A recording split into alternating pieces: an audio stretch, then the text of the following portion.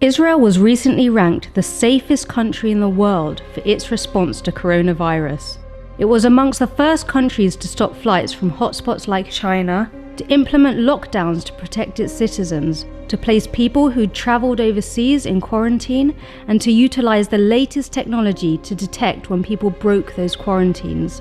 As we speak, Israel is carrying out more daily tests per person than almost any other country. Their labs carry out tens of thousands of tests a day, ensuring that anyone who needs a test gets a test. But how do you know if you need a test? Well, they've got an app for that.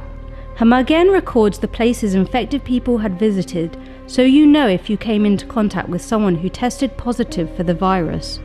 There's no limit to Israeli ingenuity. One company developed an app that remotely detects the deterioration of COVID patients by sensing fluid accumulation from the sound of their voice. Even the military are innovating. An elite unit from the IDF created a low-cost ventilator. And speaking of ventilators, in a stunning act of generosity, the Israeli division of Medtronic released the blueprints for its ventilators so companies could mass-produce their designs free of charge.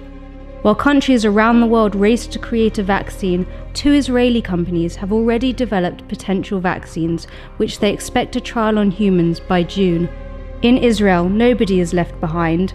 Every life matters.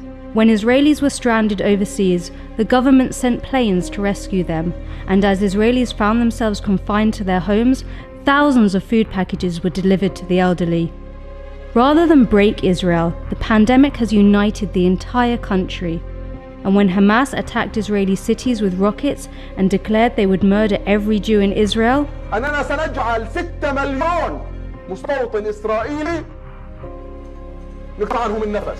Israel responded in the way that only Israel would.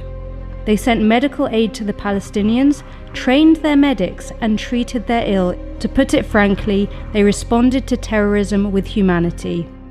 Israel continues to be a light unto the nations.